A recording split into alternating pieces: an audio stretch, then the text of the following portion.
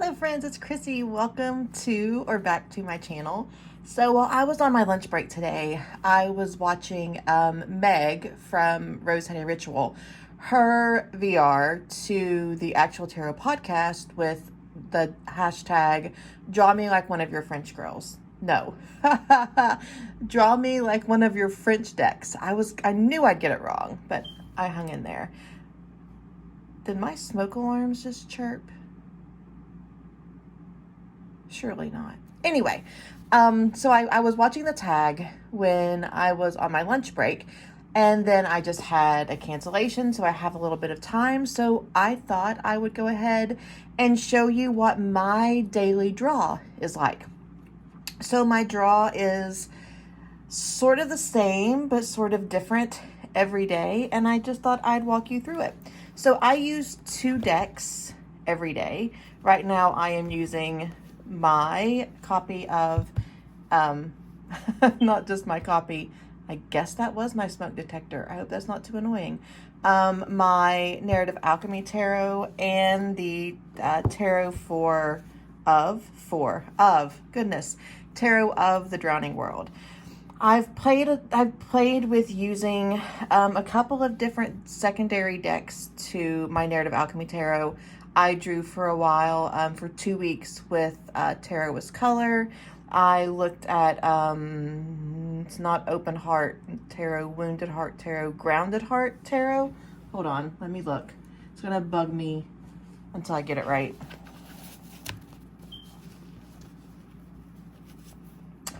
Guided Hand. I used this one for a while as well.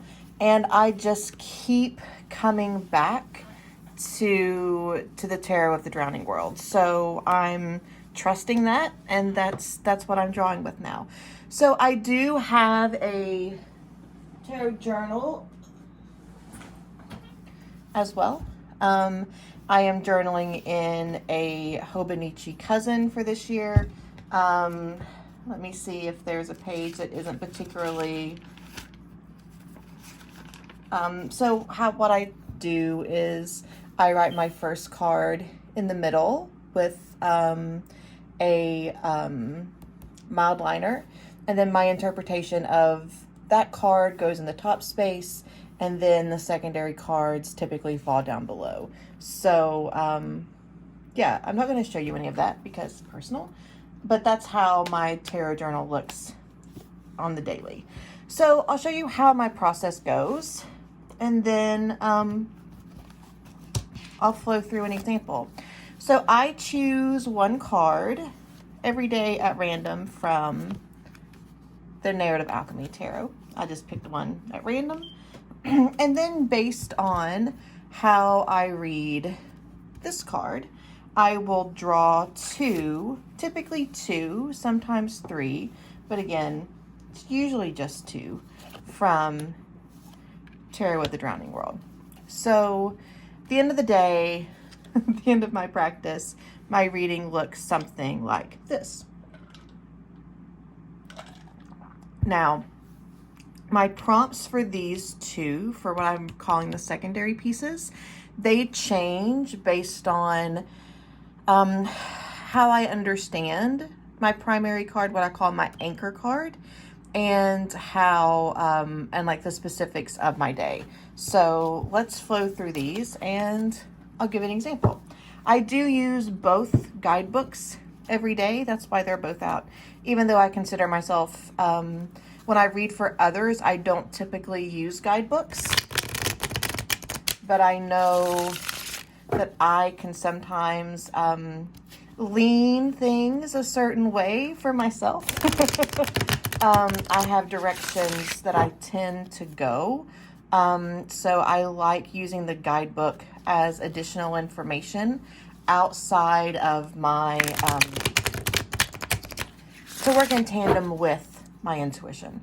So as I shuffle, I just think about, I offer an invitation to bring a card that is important, something to know about, something to consider for the day. Again, the anchor card for my reading. I don't have any specific pattern. Here I shuffle until it feels right. And then I overhand typically until I land at 6.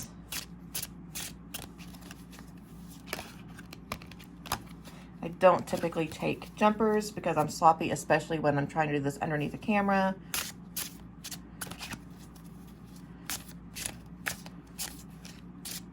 All right, that was 6.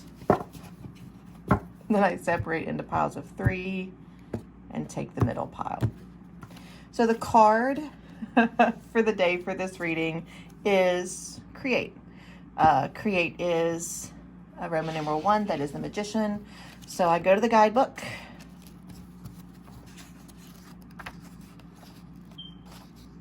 I apologize, 1, for my smoke detector, and 2, for not being able to use the alphabet. So, so I'm going over the guidebook as I read through, and I'm looking for prompts, cues, keywords that I want to pull out for my secondary, for my support cards. We can have a tendency to look outside of ourselves for things to fill us up. If I do this, if I do this, I do this. Invited here to utilize our own internal resources and creativity to create our own magic. Acknowledging our own power and responsibility. Taking over narrative control. To acknowledge our gifts and to bring them to the table. So I think the words that jump out at me here are resources and magic. So what resources do I have and what magic can I create? So with create here as my top card, I'm going to do the same shuffling with the Tarot of the Drowning World. These are too tall for my hands to riffle and bridge, so I just riffle them sideways. They seem to fall really well, and that for me. And again, I just shuffle until it feels right. I'm reminding myself now.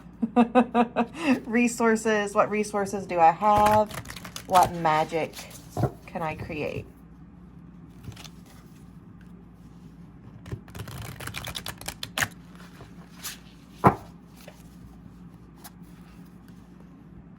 And I do have the bonus cards in this deck because where I do use the guidebook, it's totally fine. Oh, and that went 6 right away, but that didn't feel good, so let's try again. That was 7. And 6. 3 piles. Choose the middle. All right, so resources and magic. Oh my gosh, this card from this deck haunts me.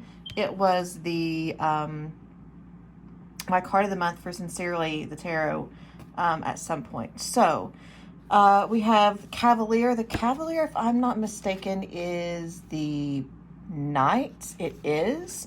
So the resources I have available is the Knight of Batons, so that's the Knight of Swords. No, I'm sorry, the Knight of Wands. We have the Knight of Swords as the magic. So for resources, the Cavalier's Quest. I'm sorry, I'm in the guidebook here. I was reading on the side. I forgot I was talking to you. I tend to look at the medicine here. So my resources, departures and flights are likely literal, but possibly symbolic. Whether you travel for business or pleasure, in search of or an escape from, or leave separate from someone or something, the quest is action and motion. So I see this here as my, my resources being my energy, my momentum. These cards look amazing in the camera, by the way. These look, they're just, this is so bright. I love it. Sorry, red bird. So my resources that I have right now is the ability to jump on, to move for momentum and motion. The magic that I have to create then is the Knight of Swords.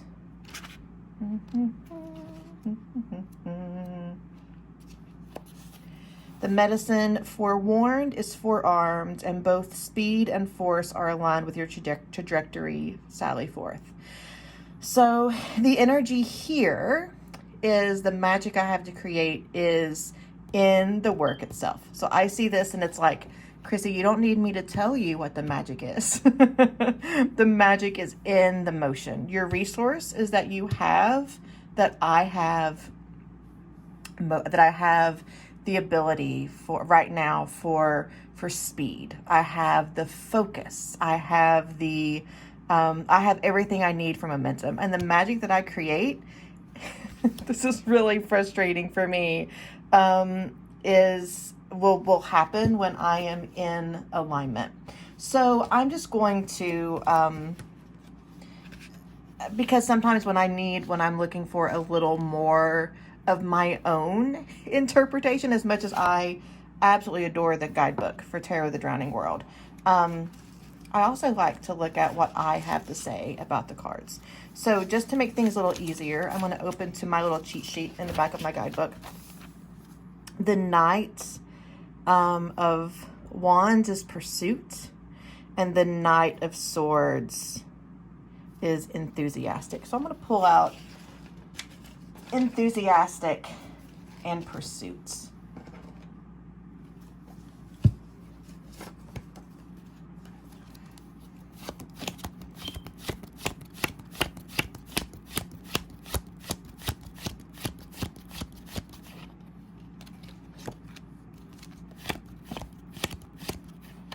Oh, that was fast.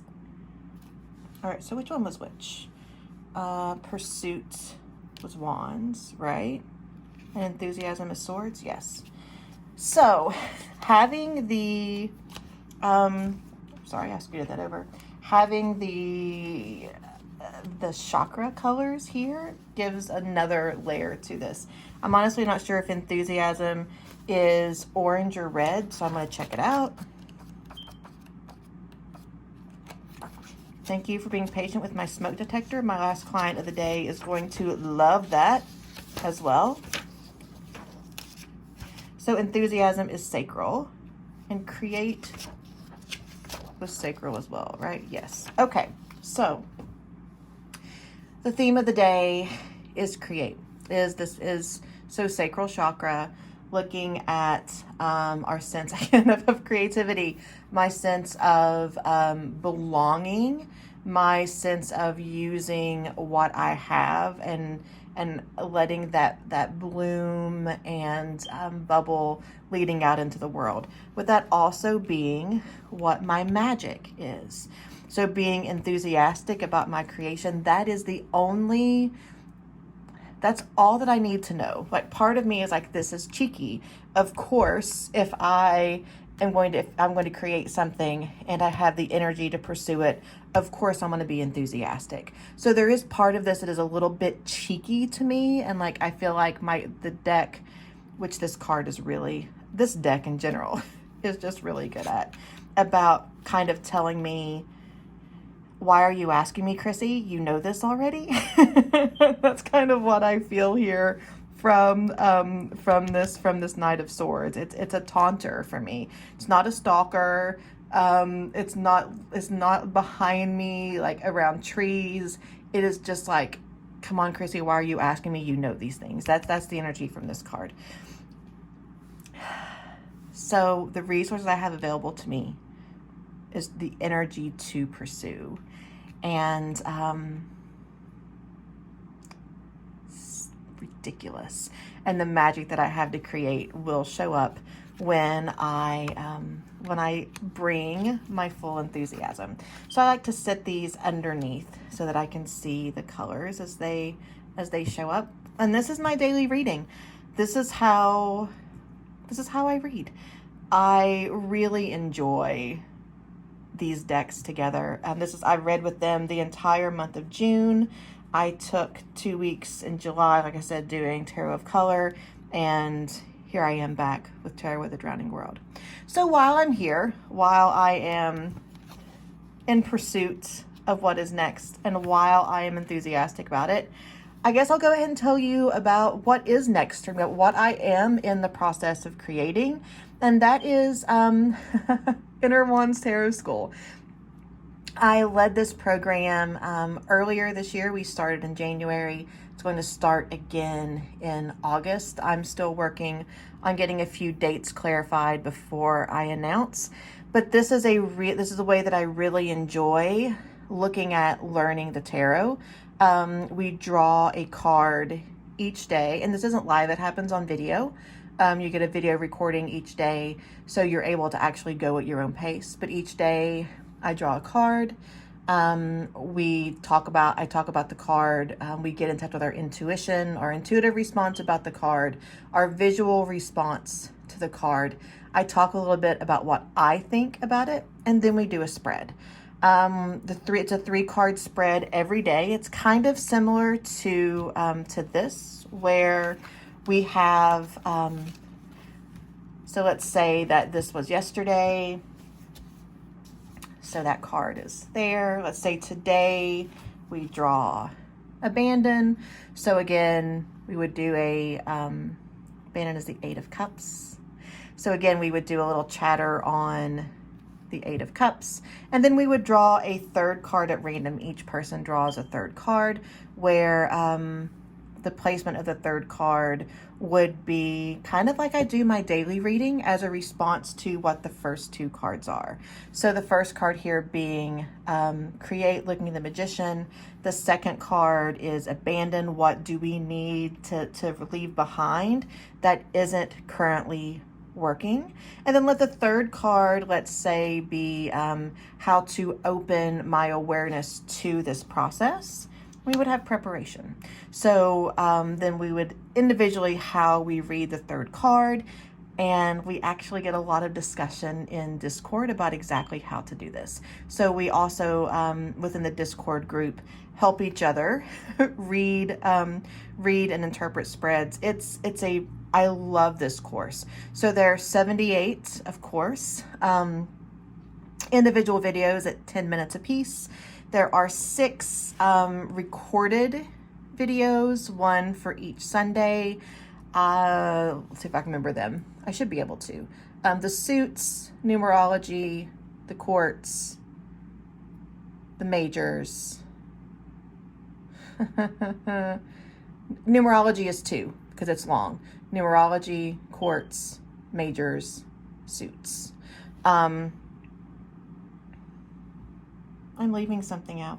And then in the weeks between, we meet for what I just call a tarot hangout. We meet live on Zoom. I don't bring anything to teach. We just talk about our cards, about our process, and how we feel about our decks. So this is, I hadn't planned on talking about that, so I apologize if that seemed a little disjointed. I'm in really creation mode. Each round of the course has all new videos, because where the cards will go in a separate order, it really is a new experience, and you can work through, a deck. You can get to know a deck with each series, and I think it's fun. So again, I apologize if that was disjointed. I hadn't planned on talking about that today, but create enthusiasm and pursuit, that kind of called me out. So a link to the wait list will be in the comments.